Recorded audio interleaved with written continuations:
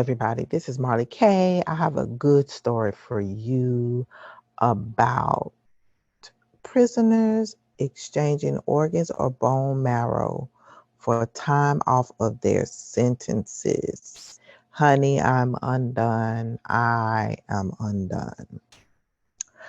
This story came from the MIT Technology Review, and it is in the newsletter, The Checkup. And I brought you a story, I think last week, from the MIT about the fish and the green stuff. I don't want to talk about it too much. But anyway, if you signed up for their newsletter, this comes to your box every day. So I read it every day because I like to know what's going on in tech. So I'm going to read you this story. It came out today, and it's in the MIT Technology Review, the checkup. So this is the actual newsletter. I just opened it up in a web browser. As you can see, it was written by Jess Hamzalu, and it came out today. It says, hello and welcome back to the checkup. What is the value of a human organ? It is a question that has been on my mind since I heard about a disturbing proposed change to the law in Massachusetts that would allow incarcerated people to swap their body parts for reduced prison sentences. So, this is so unethical and so evil and so sinister.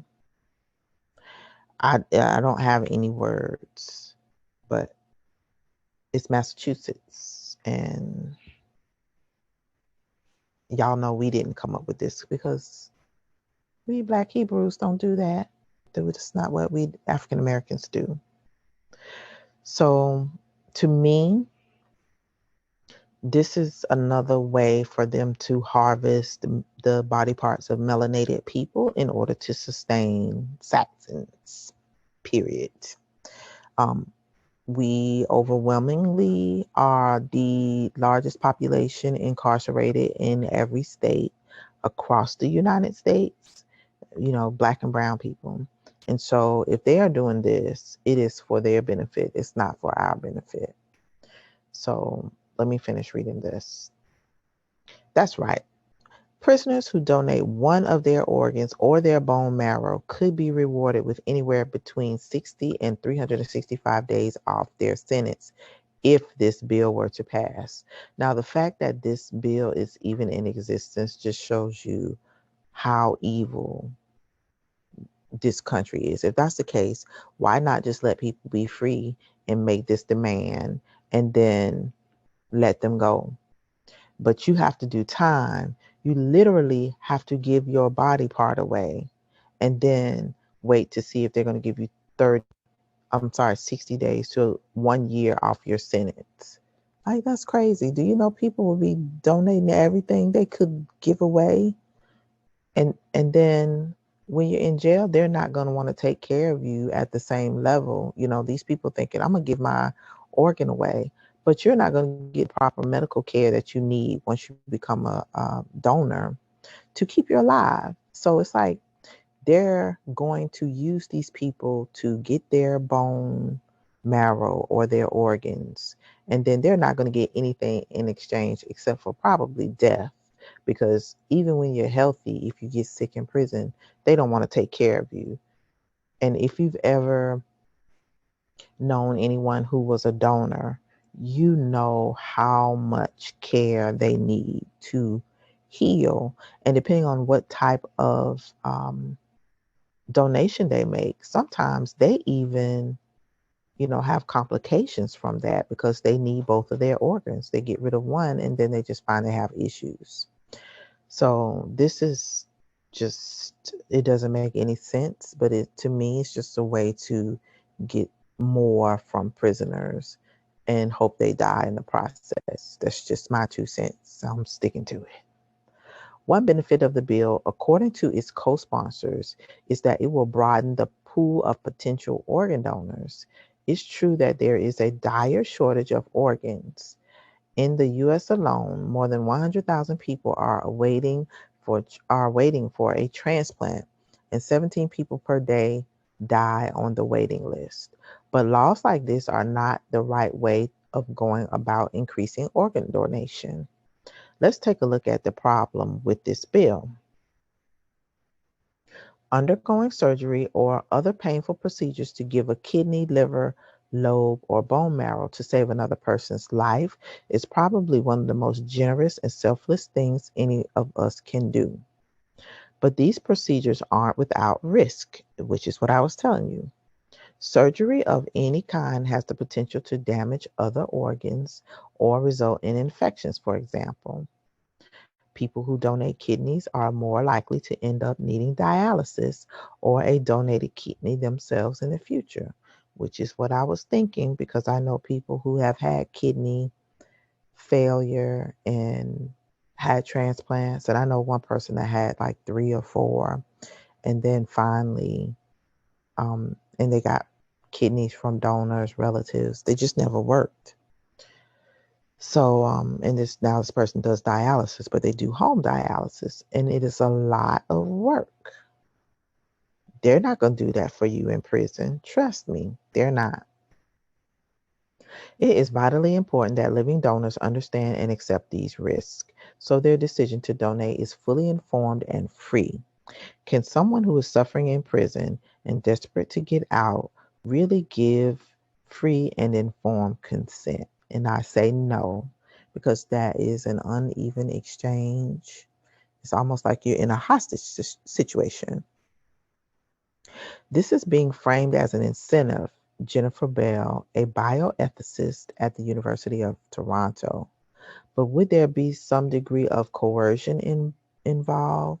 By definition, coercion would imply there's some threat of harm influencing the person's decision. There is no mention of that in the bill. But spending an extra year in prison might be harmful for some people, especially if there's a risk of violence, disease outbreak, or dangerously hot conditions, or bad food, or abusive um, guards, or just whatever, just being in solitary confinement and the mental harm from being in prison. So there's no discussion of the harm or the threat of harm that that may influence somebody's decision to try to get out early. People who are incarcerated might also not feel able to give a full and frank medical history, which plays an important part in helping to determine whether they might be suitable donors, said Peter Reese, a nephrologist at the University of Pennsylvania who evaluates potential kidney donors and who has experience of working in a woman's prison. That's interesting, but I'll be quiet. Donors routinely would be donor. I'm sorry. Doctors routinely would ask. I'm sorry. Let me start over. Doctors routinely ask would-be donors about their health, well-being, and ability to look after themselves, and whether they smoke or take recreational drugs. These factors will affect not only whether their organs are suitable for donation, but how likely they are to recover from the procedure. I would be worried that someone who is incarcerated might not feel comfortable giving me a full, transparent history, says Reese. It is difficult to assess someone's lifestyle when they are incarcerated and they can't actually make decisions freely. And I agree because people incarcerated in prison, they do lots of stuff. They have same sex relationships that put their health at risk. They use all types of illegal drugs, contraband, they make alcohol, they just do a lot of things to take risk that we free people wouldn't take. And they're not going to tell because then that would get them in trouble. So the risk of the person receiving the donated person's body parts from prison would be at risk. So I see it as risky as well. There are other problems with the bill. It is apparent its apparent goal is to increase living organ donation from people who are in prison. We know full well that these people are a vulnerable group, which I agree with, much more likely to have been born into poverty or subjected to childhood abuse. And I agree with that.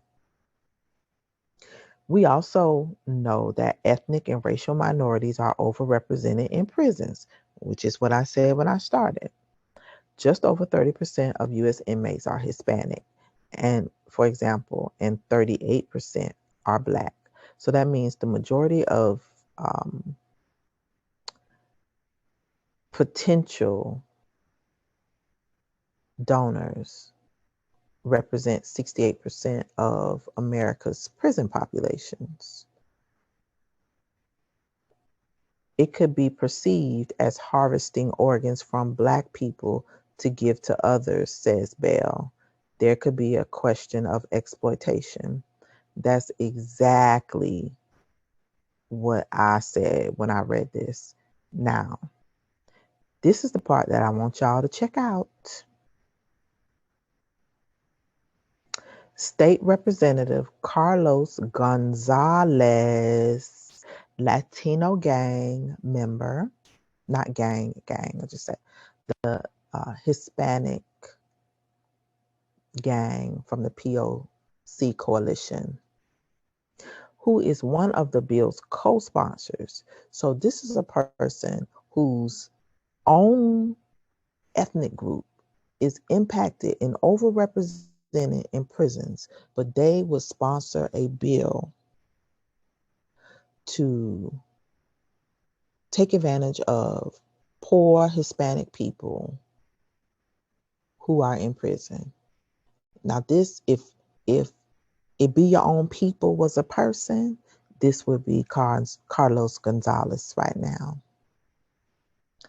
Sent me a statement arguing that broadening the pool of potential donors is an effective way to increase the likelihood of Black and Latino family members and friends receiving life-saving treatment. Come on now. Come on. So it is true that people from racial and ethnic minority groups have an even harder time getting the organs they need. In 2020, for example, the number of transplants performed on white people was 47.6% of the number currently waiting. The figure was only 27.7% for Black people. But there are other ways to inform minority communities about organ donation and encourage informed decisions about it. And they shouldn't involve trading organs for freedom. One of the things that I want to bring up that these stories tend to not talk about is culturally, our people do not believe in these things. These are practices that Anglo-Saxons and Europeans learn how to do operating on us. And so they believe in saving their lives and trying to live forever. Black people, historically, you know, they don't believe in that. Like we do what we can to try to keep ourselves alive, but all this extra stuff like this is just something that we culturally do not do. We just don't sacrifice. One, we can't afford to sacrifice because, as the article stated earlier, you know, a lot of times we are in poor health. We have high blood pressure, we have hypertension, we have diabetes, we have other health issues, pre-existing health conditions, post-traumatic stress disorders, so on and so forth, uh, post-traumatic slave disorder. We are not giving away anything when we know this system already doesn't take care of us. So we can't afford to risk our health, the semi good health that we have, to be an organ donor. This is not going to happen. So the numbers probably are never going to increase because we are some of the poorest people and because we are continually kept at the bottom of the social hierarchy. It's difficult for us to get out of the bottoms. So no, they're probably never going to see an increase. But using this, taking advantage of inmates and prisoners to increase our pool of donors is absolutely not the right way to go about doing it. And I think it's very dangerous. But I also see if this bill is successful, other states are going to do it too, especially states in the South, because they are so punitive. How much are our organs worth, and how is that decision made? Is a kidney worth a year of freedom? Is bone marrow worth less? How do they decide the calculus here? Bell wonders. Is it really a fair exchange? Thankfully, even if the bill were to pass, it wouldn't mean that such trades would ever take place. Every organ donation has to be approved by a medical and ethics team, which includes a person whose sole function is to advocate for the donor. It's unlikely that everyone would be comfortable with this type of exchange, says Reese. I think that's probably for the best. Well, I beg to differ because what I found in most of these positions, people who make these decisions don't look like us. And when I say us, I mean black people and brown people. They don't look like us. So, with that said, I can easily see as we transition to a less ethical post truth society that people will do whatever they need to do for their paycheck. People will say whatever they need to say in order to not be on the bad side of people in power. And people will lie to us and tell us anything to get us to agree to kill ourselves. We've witnessed it for the last 3 years, and people go along with it like it's nothing. So, I wanted to bring this story to you because I want to show you where things are going, and also for Black people to try your best to stay out of the criminal justice system. Talk to your loved ones who are in the criminal justice system about what is coming down the pipeline, and also pay attention to your state legislatures, because if these types of bills are being set forward or sponsored, you need to be there to ensure that these bills don't pass, because at the end of the day, Black people are targeted. We're going to be overrepresenting jails and prisons always because we live in a slave patrolling society. And if these bills pass, think about this: white people are dying. They are dying. They need melanin. They need our blood. They need our organs to help keep them alive. So they're going to round us up as we head into this police state towards this new world order. We're going to be targeted. Our men are going to be targeted. Our boys are going to be targeted. We cannot sit back and act like we're not at war. So I'm saying all this to say, just make sure you pay attention to what's happening. Um, this organ swapping business is bad with prisoners. It's really bad. So, have this discussion. I'll put a link to this story in the description. Um, Talk about it, share it with your people, talk about it in your circles. Look out for legislation in your respective state and advocate against this, because it is definitely going to harm Black and brown people. They're going to round us up like they did during the chain gang days to build the railroads and highways and maintain this country. Now we're going to be a different type of slave to maintain, um, you know, white transplant uh, recipients. And even though they say, we're on the list, a lot of times we're not good candidates, and so we don't get to be on these lists. When you look at the list, I'm just not even going to go into it because it just becomes a rant. Everything in this society is inequitable, and the gist of what you need to know is Black people in every way keep this society going. Without us, it will fail. So they need your organs now to keep society going. And they're gonna round us up and collect us and put us in jail. And they're gonna give you just enough time so that you can sell your soul.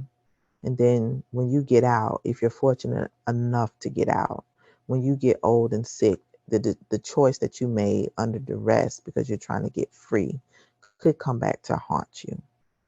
So I'm going to end my rant there. Please like the video, share it, subscribe to this channel. Also subscribe to my Odyssey and my Rumble channel in case this channel is yeeted. Love y'all. Want y'all to make good decisions. Want you to know what's coming down the pipe. And I'm out.